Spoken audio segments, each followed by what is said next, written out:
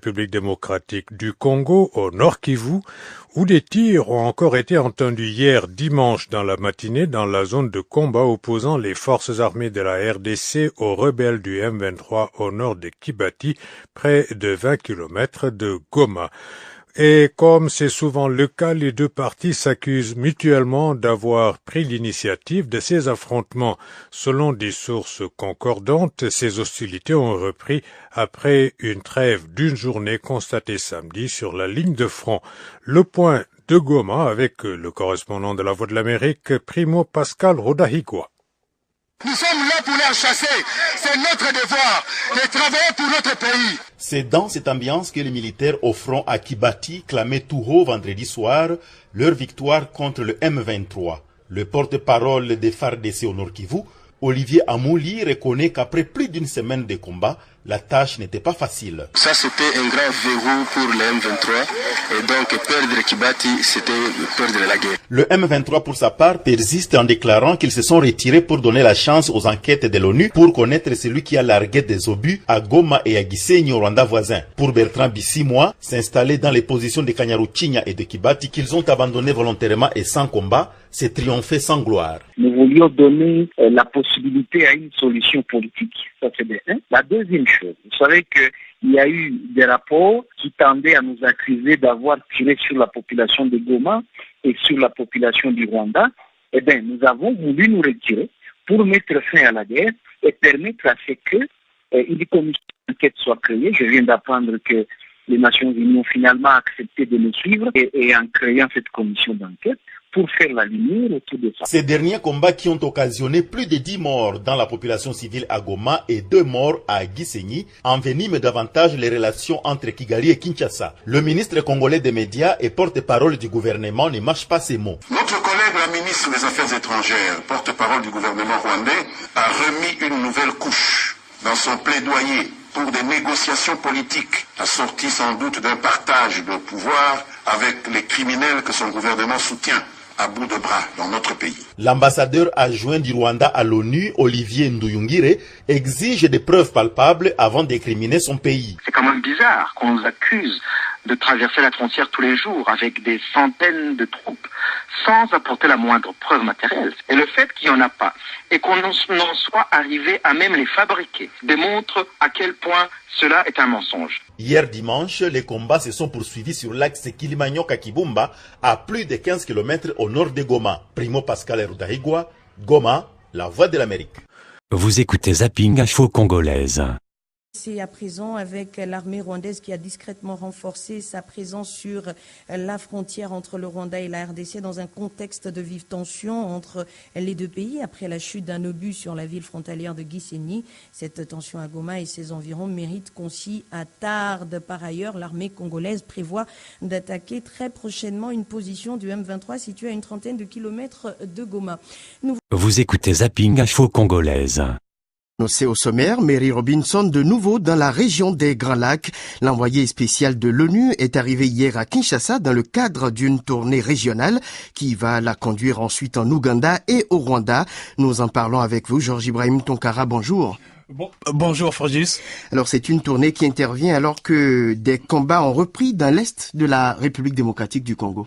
C'est en effet sur fond de regain de tension dans la région que Mary Robinson effectue ce nouveau déplacement.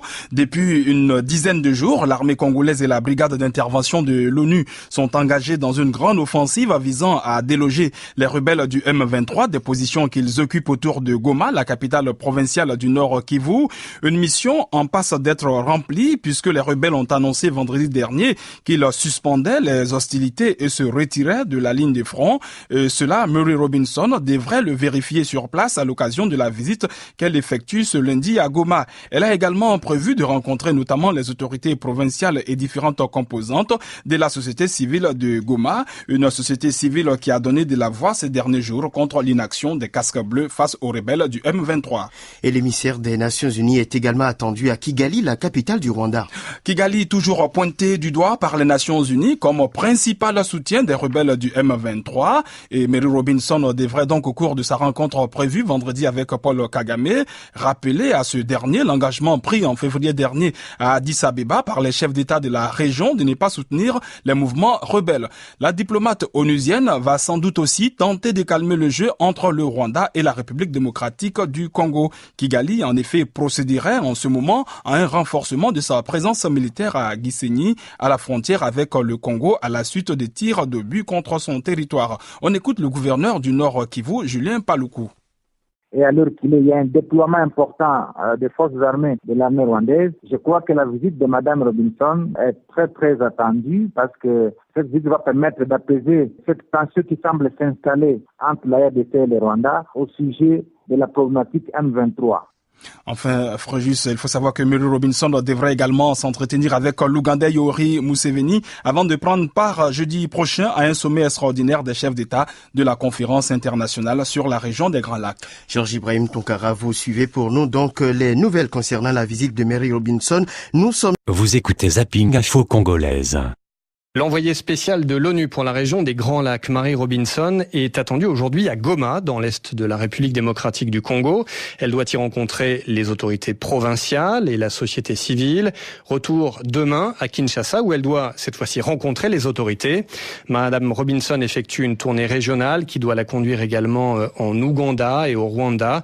Visite qui intervient alors que l'armée et la mission des Nations Unies en RD Congo, la MONUSCO, ont mené ces derniers jours une offensive contre la rébellion du M23. Info zapping du mardi.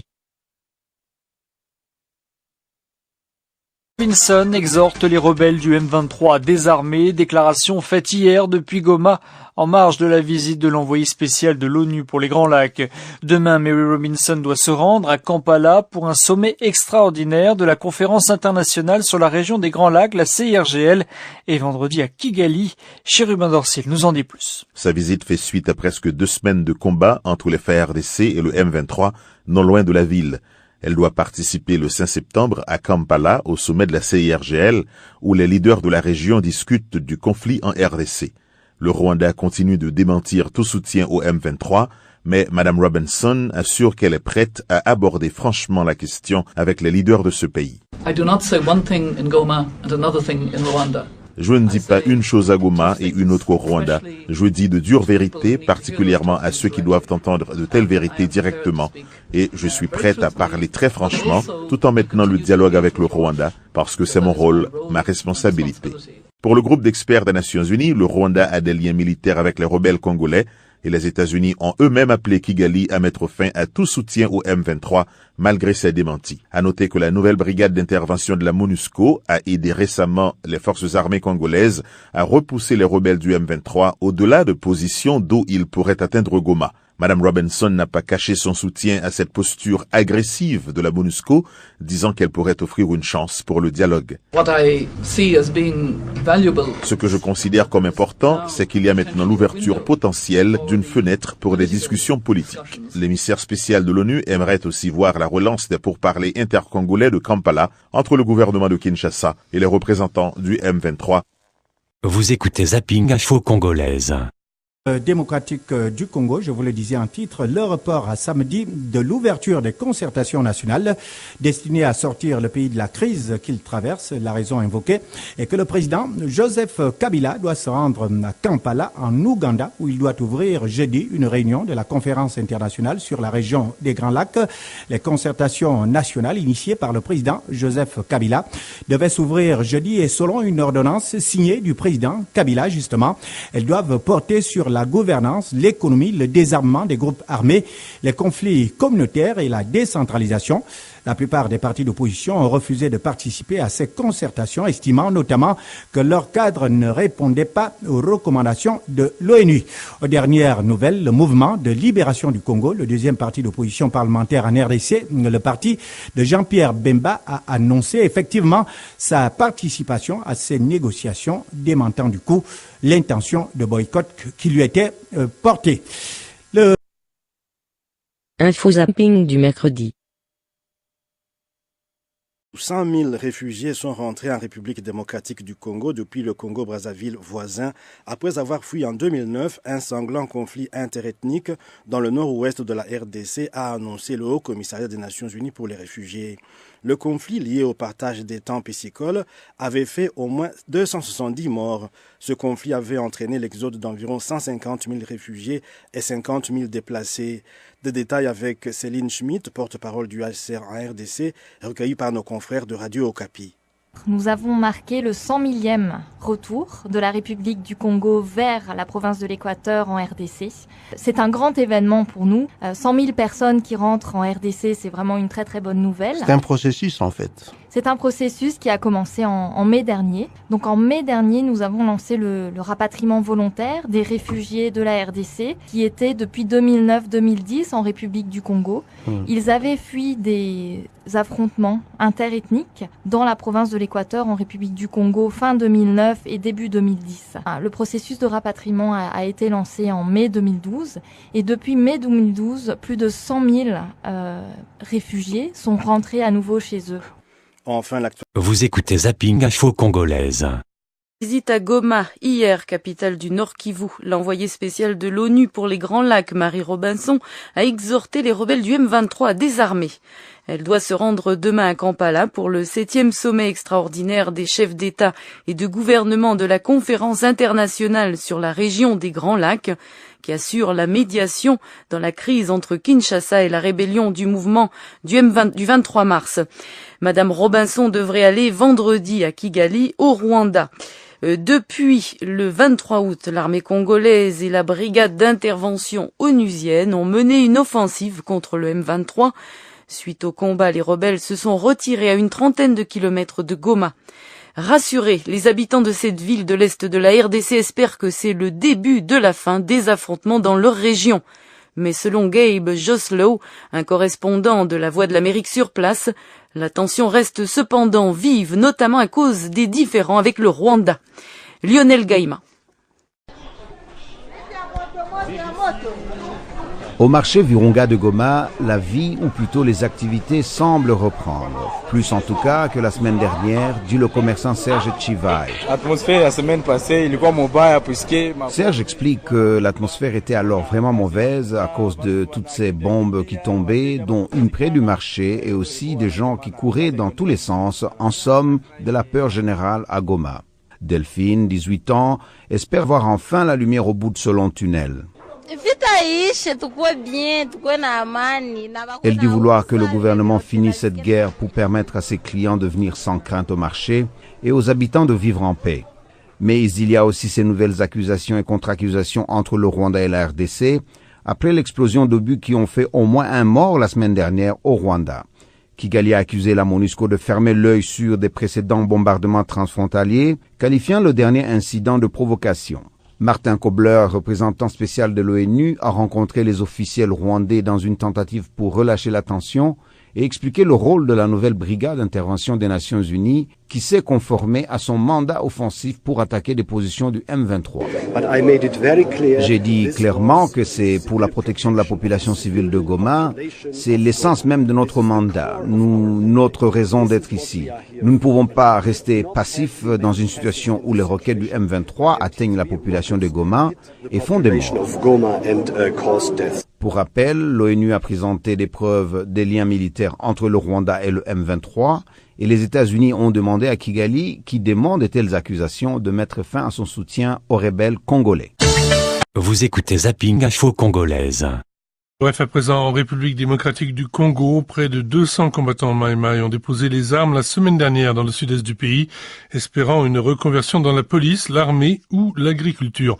Le groupe de combattants, dont 28 femmes, est arrivé dans la nuit de lundi à mardi à Lubumbashi, capitale de la province du Katanga. C'est ce qu'a indiqué un responsable militaire qui les avait convoyés. Ils étaient accompagnés de 112 mineurs. L'état de santé des combattants et de leurs familles s'est révélé préoccupant. Ils souffrent pour la plupart de malnutrition.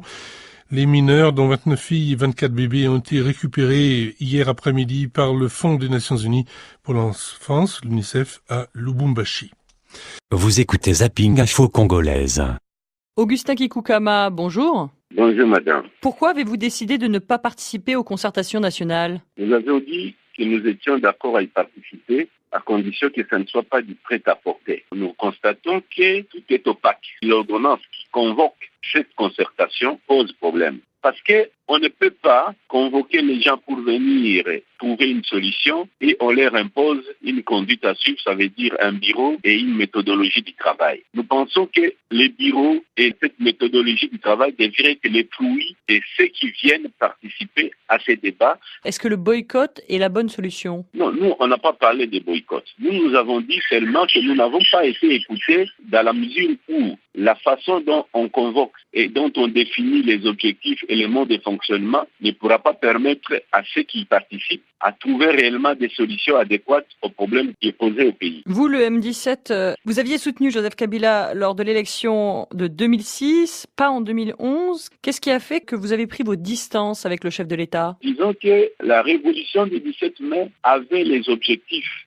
bien précis. La première, c'était chasser la dictature et instaurer une démocratie. Mais dans la démocratie, dès lors qu'il y a impunité, dès lors qu'il y a les intouchables, dès lors que l'État ne fonctionne plus, dès lors que les solutions qui ont été proposées en disant qu'il faut s'attendre avec les milices et les incorporer dans les institutions ne portent pas les fruits et que nous y avions parlé et nous ne sommes pas écoutés, nous ne voulons pas assigner ça. Voilà. Dans les milieux d'opposition, on demande la récusation de l'abbé Malou Malou, président de la commission électorale et jugé trop proche de Joseph Kabila. Est-ce que vous y êtes favorable, vous aussi? C'est pas un problème de l'abbé Malou Malou, c'est un problème des systèmes. Et à partir du moment où la commission électorale n'est pas réellement indépendante, même si vous y amenez une autre personne, vous aurez peut-être les mêmes résultats ou bien peut-être des résultats beaucoup plus catastrophiques. Craignez-vous aussi que le président Joseph Kabila modifie la Constitution pour se présenter pour un troisième mandat? Nous ne pensons pas que peut-être le président va modifier la Constitution. Mais nous disons seulement, si c'est ça sa volonté, nous nous demandons est-ce que cette volonté-là est une solution idoine pour les problèmes qui se posent au pays.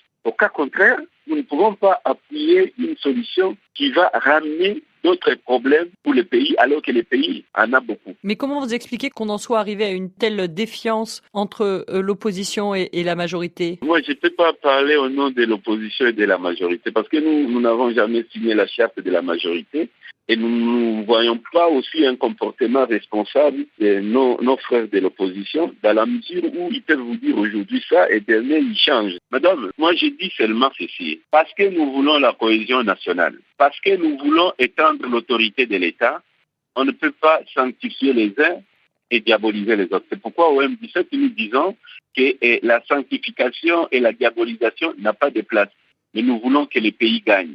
Nous ne voulons pas trouver une solution pour dire telle a raison ou telle a tort. Mais nous voulons trouver une solution pour dire comment se mettre ensemble pour faire face au problème qui est posé à l'est du pays pour que ça ne puisse plus se répéter. Et pour dire qu'en 2016, ou dans les élections qui viennent, pour qu'il n'y ait plus des élections contestées, comment faire en sorte que ces élections-là soient réellement transparentes, démocratiques et mettre fin aux revendications légitimes, mais aussi mettre fin aux élections chaotiques. C'est ça notre préoccupation. Comment faire alors? Quelles sont les solutions que vous proposez? Mais la solution, elle est là, madame. La solution, vous dit que le chef de l'État convoque ces dialogues. Et il se limite là. On ne veut pas des résolutions qui ont été boutiquées quelque part et on vient avaliser ça par les participants comme si c'était dans un congrès de l'ancien parti État que nous déplorons qui reviennent en force. Que pensez-vous de la situation dans l'Est du Congo aujourd'hui? Les pourparlers de Kampala sont au point mort. On a l'impression que les belligérants n'envisagent qu'une option, c'est l'option militaire. Nous, en M17, nous avons toujours dit on n'a jamais eu une paix véritable sans vainqueur ni vaincu. Mais, madame, la solution de Kampala, nous avons eu à observer beaucoup de choses. Il y a eu Sun City, il y a eu Goma. Et vous voyez, les solutions politiques de Sun City ont été bien appliquées par le président Kabila cette fois-là. Mais aujourd'hui, ce sont les zones qui ont été contrôlées par les RCD qui posent toujours problème. Il y a eu un ancien officier de l'armée rwandaise qui est passé sous votre antenne qui disait que les RCD, les CNDP, les M23 sont des branches armées rwandaises au Congo. Et ça ne vient pas de nous. Ça n'a jamais été démenti ni par les RCD, ni par les CNDP, encore moins par les M23. Augustin Kikukama, merci. C'est moi qui vous remercie, madame. Infozapping du jeudi. Présent des droits des travailleurs trop souvent bafoués sur le continent, illustration à Kinshasa, où plus de 600 travailleurs révoqués dans 24 entreprises publiques et privées réclament toujours leurs droits, certains depuis plus de 20 ans. Leurs ex-employeurs refusent même d'exécuter les décisions judiciaires, mais aussi les décisions prises par le Premier ministre. Ces agents révoqués ont tenu un sit-in hier devant le ministère de l'Emploi, mais sont repartis sans solution. De Kinshasa, voici le reportage de notre correspondant Cyril Milandou.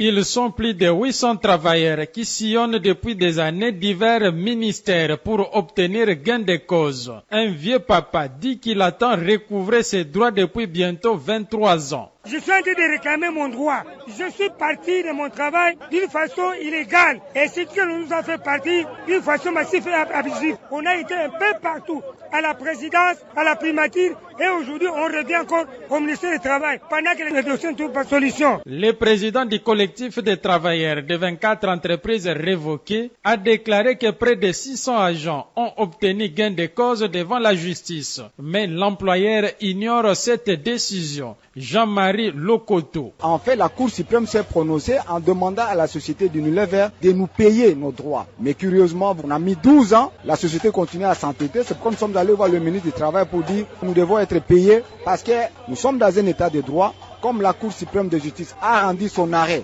annula et rejeta la requête de la Fédération des entreprises du Congo qui a sollicité qu'on annule le décret du Premier ministre. Il est temps pour nous soyons payés dans un bref délai conformément à la loi. Et monsieur le ministre du Travail a été plus que positif puisqu'il venait même de signer une lettre demandant à la Marsavco d'exécuter le décret du Premier ministre. Dans les cas contraires, elle va subir les sanctions, c'est-à-dire le retrait des cartes de travail pour les étrangers, notamment les gestionnaires Aoudji. Un autre agent estime que si leur démarche échoue, c'est par l'absence de volonté politique des autorités gouvernementales. Ce qui fait que nos multiples démarches n'aboutissent pas, c'est l'involonté politique. Nous sommes très déçus des comportements de nos politiques. Nous avons fait beaucoup de démarches auprès de l'employeur. L'employeur étant en connivence avec nos politiques, le nombre de tours que nous faisons d'ici, ce sont les mêmes nombres de tours que nous avons effectués auprès de nos employeurs. Moi, personnellement, je n'attends plus rien auprès de ce gouvernement parce qu'ils ont fait preuve de leur mauvaise volonté. Alléluia! Alléluia! Bravant la pluie, ces agents révoqués ont passé toute la journée de mardi 3 septembre à squatter les locaux du ministère de l'Emploi.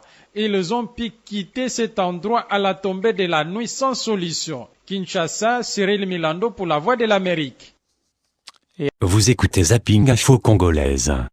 Chefs d'État des pays des Grands Lacs se réunissent donc aujourd'hui à Kampala en Ouganda. Il s'agit d'un sommet consacré au conflit qui oppose l'armée congolaise aux rebelles du M23 en République démocratique du Congo. Florence Maurice, bonjour. Bonjour. Alors c'est pas le premier sommet du genre, mais cette fois les discussions ont lieu sous les yeux attentifs de la communauté internationale. Et oui, une délégation internationale a quitté Kinshasa hier soir, direction Kampala. À sa tête, Mary Robinson, l'émissaire spéciale des Nations Unies dans les Grands Lacs. Elle est accompagnée de Martin Kobler, le chef de la MONUSCO, du représentant spécial de l'Union africaine, Boubacar Diarra, également présents les émissaires des Nations Unies et de l'Union européenne dans la région. Objectif, adresser un message fort aux participants, pas question de se contenter d'une victoire militaire contre le M23. Pour parvenir à une paix durable, il est urgent de relancer le processus politique et que tous les pays respectent les engagements pris à Addis Abeba. Alors parlons enjeux, que peut-on attendre de ce sommet? Les autorités congolaises sont arrivées à Kampala en position de force et bien décidées à obtenir un désarmement des rebelles. Il est vrai que le M23 est très affaibli et le Rwanda, de nouveau accusé par l'ONU de soutenir les rebelles, subit de très fortes pressions de la part de la communauté internationale. Pourtant, un accord est loin d'être acquis. Se mettre à la table des négociations avec le M23 pour fixer les conditions d'un désarmement est difficilement envisageable pour Joseph Kabila. Son opinion interne y est opposée et il prendrait le risque d'apparaître affaibli alors que doivent s'ouvrir samedi à Kinshasa des concertations nationales attendues depuis des mois. Quant au Rwanda, malgré son isolement, rien n'indique qu'il soit prêt à signer l'arrêt de mort du M23. Florence Maurice. Pour autant, sur le terrain, malgré leur récente défaite, eh bien, les rebelles refusent toujours de désarmer. Stéphanie Aglietti, vous vous êtes rendue à Kibati, une localité proche de Goma, dans l'est du pays, reprise il y a quelques jours par les forces armées de RDC. Votre reportage. Au pied de la colline stratégique, dite des 3 antennes à Kibati, reprise par l'armée congolaise depuis vendredi, les activités reprennent timidement. Au milieu du village, des commerçants de Goma ont installé depuis 2 jours un marché dans lequel se pressent des soldats de l'armée régulière congolaise qui viennent tout juste de toucher leur solde. Au milieu des uniformes, une commerçante est ravie. Nos soldats se comportent très bien, ce ne sont pas des voleurs, ils ont de l'argent. Les habitants, qui en raison des combats avaient fui Kibati depuis parfois plusieurs mois pour se réfugier à Goma et dans ses environs, reviennent depuis vendredi pour voir ce qu'il reste de leur maison et cultiver leurs champs. Au bord de la route, les eucalyptus pliés en deux, les habitations détruites témoignent de la violence des combats. Mais tous, à l'image de ce chauffeur de mototaxi, ne resteront pas cette nuit à Kibati. On a détruit ma maison, des haricots, on a pillé ça, des maïs, les militaires de M23 ont déjà mangé ça. Kibumba appartient à l'ennemi. Donc, lorsqu'on va proclamer que l'ennemi a déjà pris fuite, c'est là que je vais l'entrer à la maison. Les autorités ont de toute façon interdit aux habitants de rentrer chez eux tant que la zone n'était pas totalement débarrassée des munitions non explosées. Déjà, en cette fin de journée, une file continue de déplacer converge vers Goma, fagots de bois et sacs de vivres sur le dos. Stéphanie Aglietti, Goma, RFI. Vous écoutez Zapping Info Congolaise. Les dirigeants de la région des Grands Lacs se sont réunis aujourd'hui à Kampala, en Ouganda, pour tenter de résoudre la crise en RDC. La CIRGL, organisation sous-régionale regroupant 11 pays, assure la médiation entre Kinshasa et la rébellion du M23. Avant le début de ce sommet, plusieurs rencontres bilatérales ont eu lieu, dont celle des présidents Paul Kagame du Rwanda et Joseph Kabila de la RDC, dans un climat tendu depuis quelque temps à cause des accusations répétées de Kinshasa concernant le soutien de Kigali aux rebelles. Lambert Mende est le porte-parole du gouvernement congolais.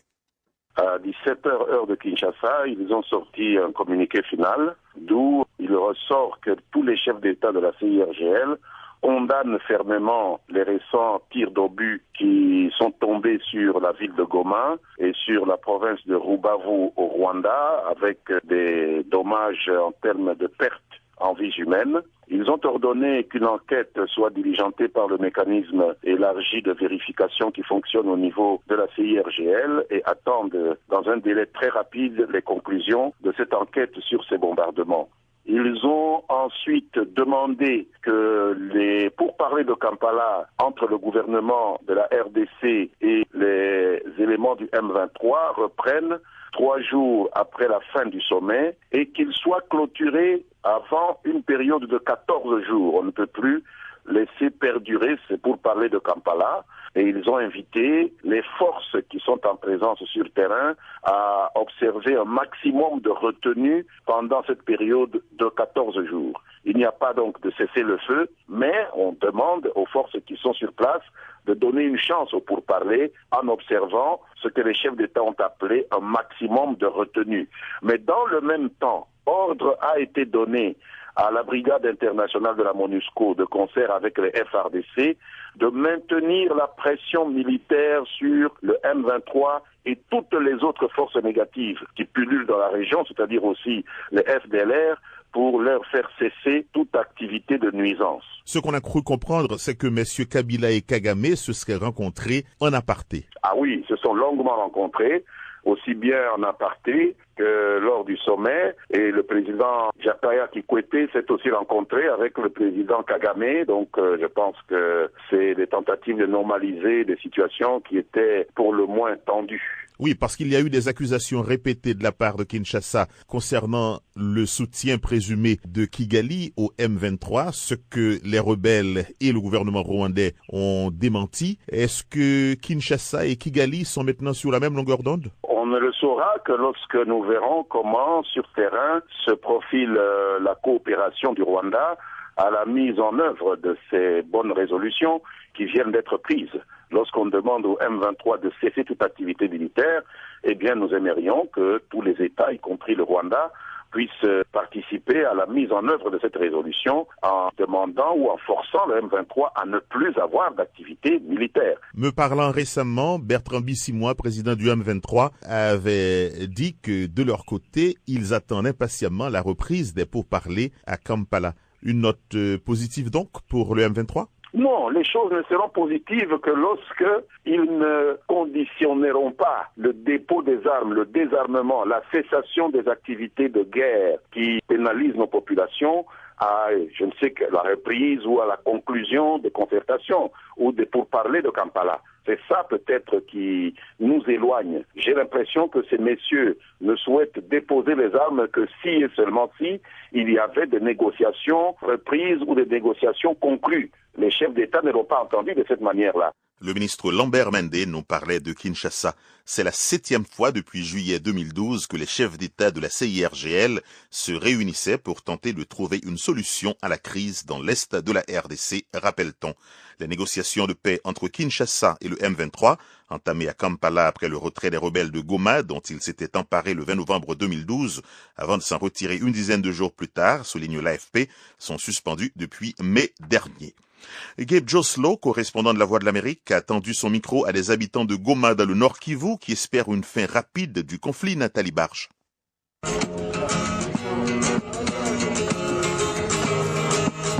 Une chanson d'amour en temps de guerre. Dans ce magasin de guitare à Goma, les élèves pratiquent leurs enchaînements d'accords, tandis qu'aux environs de la ville, l'armée tente toujours de repousser les rebelles du M23. Le propriétaire de la boutique, Emmanuel Biroubi, dit que les Congolais ont un don naturel pour la guitare. Mais malheureusement, en plein conflit, dit-il, personne n'a d'argent à dépenser dans la musique.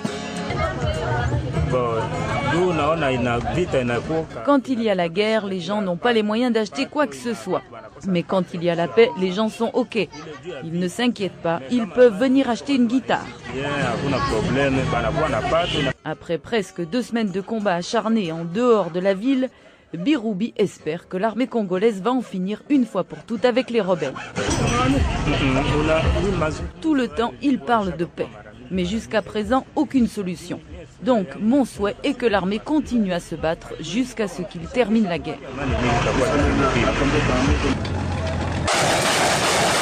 Au cours des 2 dernières semaines, les forces armées congolaises, appuyées par les casques bleus des Nations Unies, ont repoussé les rebelles à une trentaine de kilomètres de Goma. Ayant brièvement pris le contrôle de la ville en novembre 2012, ces derniers étaient positionnés à seulement 10 kilomètres de la capitale du Nord Kivu. Le conflit en cours n'a fait qu'aggraver plus encore la situation des civils, dont de nombreux déplacés, vivant dans une situation précaire depuis des années justement à cause des conflits incessants dans l'est de la RDC. Les nouveaux déplacements de population ont exercé une pression sur les ressources et augmenté le coût de la vie. Mouchengeri Jean-Baptiste Ndandi a fui vers le camp de Mugunga alors que les combats s'intensifiaient dans les collines voisines en novembre dernier. Il y a la faim, nous souffrons. Regardez où je dors, regardez comment vivent les enfants. Ce sont les problèmes que nous avons ici. L'est du Congo est ravagé par la guerre depuis longtemps. Une guerre alimentée par la tension historique entre pays voisins et la lutte pour les ressources naturelles. Dans tout ça, la population n'espère qu'une chose, la cessation définitive des combats pour retrouver une vie normale. Infozapping du vendredi. Maintenant, pour parler de la République démocratique du Congo, les chefs d'État de la région des Grands Lacs étaient réunis hier en sommet à Kampala. Ils demandent que la rébellion congolaise du M23 cesse toute activité militaire et que les négociations entre le M23 et le gouvernement de Kinshasa reprennent, je cite, dans les 3 jours. Mais c'est déjà la 7e fois depuis juillet 2012 que les chefs d'État de la région se réunissent pour tenter de trouver une solution à la crise persistante dans l'est de la RDC, et cela sans succès notable jusqu'ici. Alors, peut-on espérer cette fois une percée et en tout cas la fin du calvaire pour les civils de l'est du Congo? Je vous propose d'écouter Jean Deloès Biyogué Bintougou. Il est analyste politique au Gabon et c'est également vous, Ibrahima Abba, qui l'avez joint. L'idéal serait que le M23, c'est d'ailleurs le souhait de la communauté internationale, soit complètement désarmé. Mais s'il n'y a pas, si vous voulez, la participation du Rwanda pour faire pression également, comme Kinshasa, sur le M23 pour pouvoir obtenir leur désarmement, il n'y a pas d'avance significative. À mon avis, étant donné que la sécurité de la RDC dépend du Rwanda et vice-versa, le président Kagame a tout intérêt à aller dans le même sens pour pouvoir désarmer le M23. En même temps, le M23 devient un enjeu politique pour le Rwanda.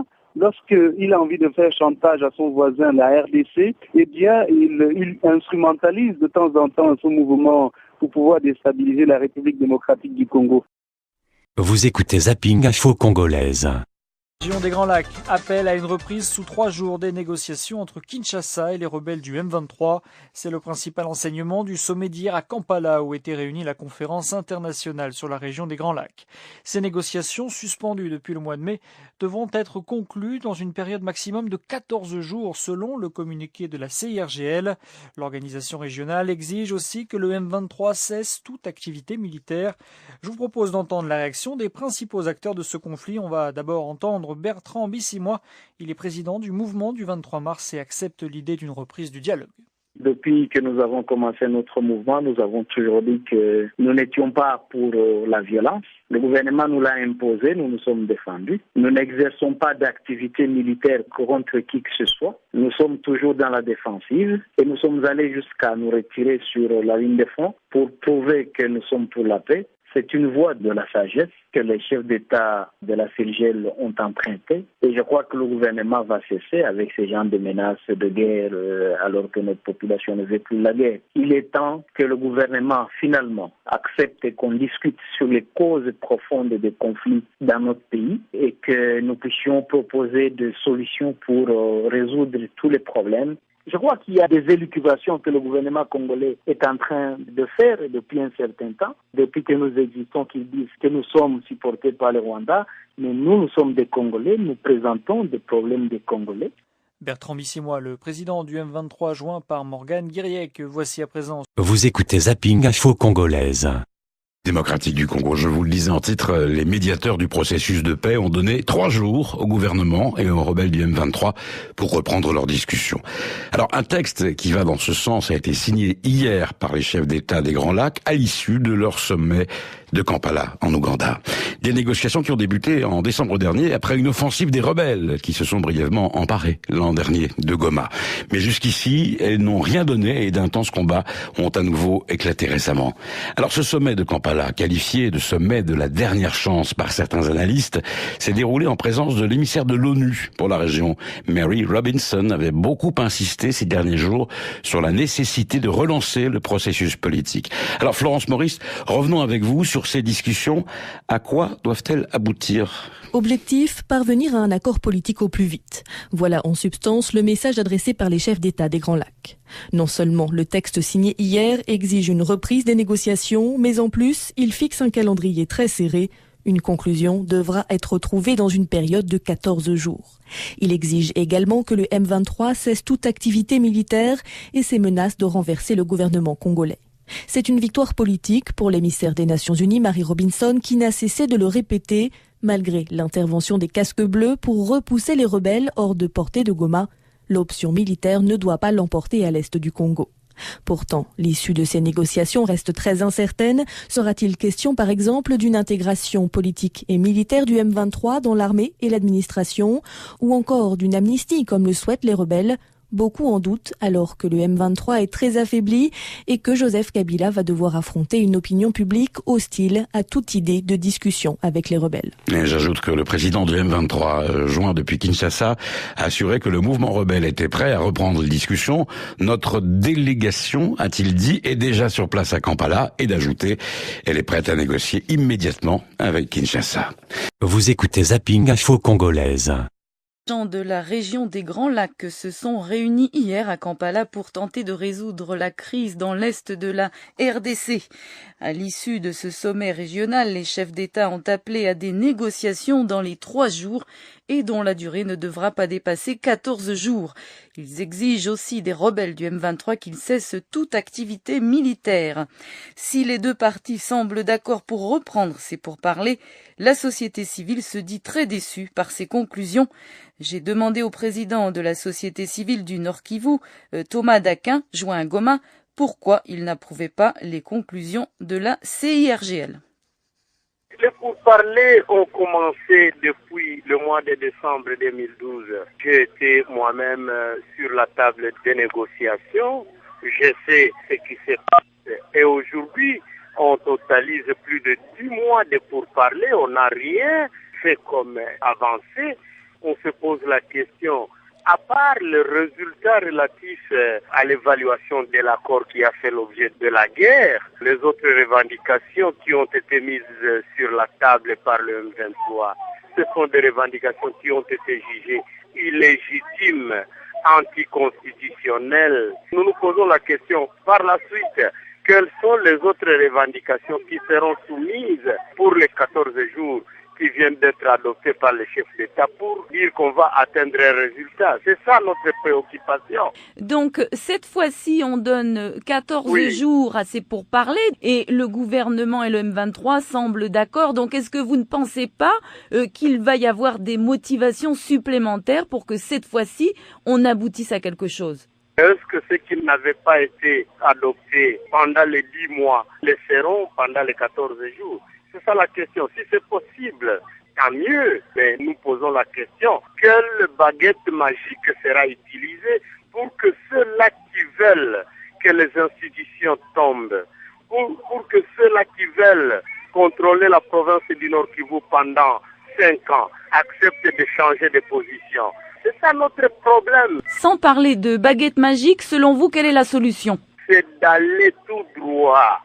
Le M23 est constitué de marionnettes utilisées qui n'ont aucune décision à prendre.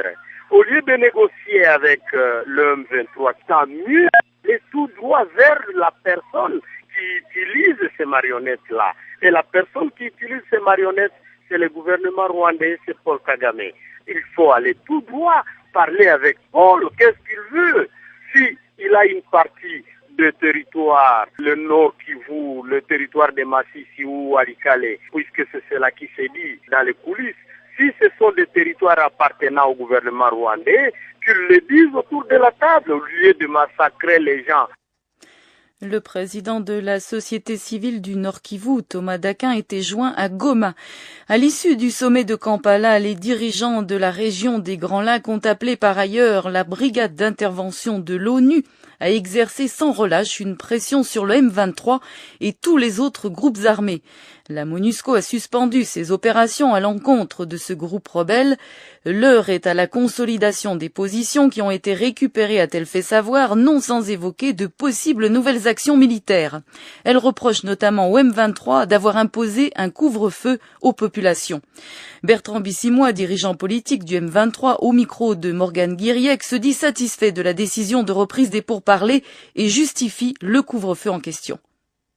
C'est une voie de la sagesse que les chefs d'État de la CIRGL ont empruntée et je crois que le gouvernement va cesser avec ces genres de menaces de guerre alors que notre population ne veut plus la guerre. Il est temps que le gouvernement finalement accepte qu'on discute sur les causes profondes des conflits dans notre pays et que nous puissions proposer des solutions pour résoudre tous les problèmes qui se posent dans la vie quotidienne de notre population qui souffre déjà depuis une 50aine d'années. La CIRGL demande aussi au M23 de cesser toute activité militaire. Allez-vous vous conformer à cette exigence? On ne force pas une porte ouverte parce que depuis que nous avons commencé notre mouvement, nous avons toujours dit que nous n'étions pas pour la violence. Le gouvernement nous l'a imposé, nous nous sommes défendus. Nous n'exerçons pas d'activité militaire contre qui que ce soit. Nous sommes toujours dans la défensive et nous sommes allés jusqu'à nous retirer sur la ligne de front pour prouver que nous sommes pour la paix. Le M23